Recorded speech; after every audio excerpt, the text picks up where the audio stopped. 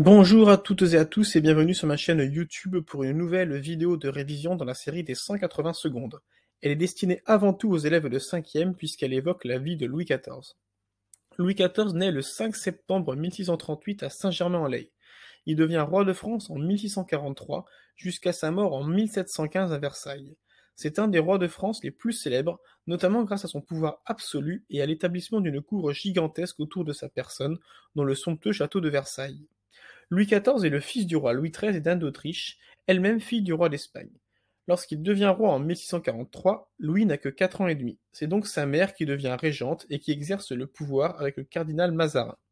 Durant cette période a lieu la Fronde, où le pouvoir royal est remis en cause par les grands nobles du royaume. Cela va marquer le jeune roi, et par la suite il cherchera toujours à contrôler et à surveiller la noblesse. En 1651, la régence se termine et Louis XIV prend le pouvoir seul. Il est sacré en 1654 dans la cathédrale de Reims. En 1660, il épouse Marie-Thérèse d'Autriche, la fille du roi d'Espagne. Le roi a multiplié les maîtresses et on peut citer notamment Madame de la Vallière, Madame de Montespan et Madame de Maintenon. Louis XIV est un monarque absolu de droit divin. Il ne rendait compte qu'à Dieu. Devant des parlementaires parisiens, Louis XIV serait allé jusqu'à déclarer « L'État c'est moi ». C'est un roi profondément religieux. Il va jusqu'à révoquer, c'est-à-dire annuler l'édit de Nantes qui accordait la liberté de culte aux protestants.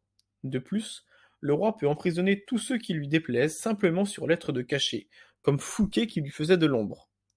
Pendant la moitié de son règne, le royaume de France est en guerre. Ainsi, Louis XIV va agrandir le territoire du royaume, mais cela coûte cher, et les guerres vont finir par ruiner le pays. Pourtant, Louis XIV a fait de la France un des royaumes les plus puissants d'Europe. Mais si Louis XIV est connu, c'est avant tout par le luxe et le faste de la cour qui l'entoure. En 1682, la cour qui était jusque-là nomade se fixe à Versailles où se trouve le célèbre château construit par le monarque. Ainsi, il peut garder un œil sur les grands nobles du royaume. Ces derniers sont prêts à tout pour obtenir des charges et des pensions. Tout au long de la journée, les courtisans cherchent à se faire remarquer. Louis XIV s'entoure de tous les plus grands artistes de l'époque. Le compositeur Lully ou l'écrivain Molière organisent de somptueuses fêtes dans les jardins de Versailles. Les réceptions, quant à elles, ont lieu dans la somptueuse Galerie des Glaces. Lors des événements festifs, le roi se met en scène et il lui arrive de danser en portant un costume représentant un soleil. Pour résumer, Louis XIV est un roi de France, monarque absolu, surnommé le roi Soleil. Il est célèbre pour avoir fixé la cour à Versailles, pour mieux contrôler les courtisans, c'est-à-dire les grands nobles. Son règne va être marqué par les guerres, la révocation de l'édit de Nantes et une politique artistique importante puisqu'il s'entoure de grands artistes comme Lully, Molière ou encore Racine. Created using Powtoon.